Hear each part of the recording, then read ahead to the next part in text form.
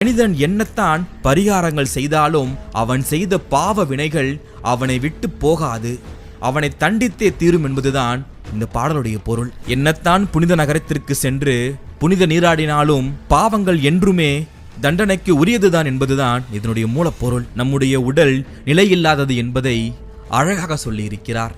சீயும் மலமும் செந்நீரும் நினமும் சேர்ந்திடும் துர்நாற்றமுடைய இந்த உடல் உடைந்தால் நாயும் நரியும் பேயும் கடுகும் நமதென்றே தின்று மென்றாடாய் பாம்பே.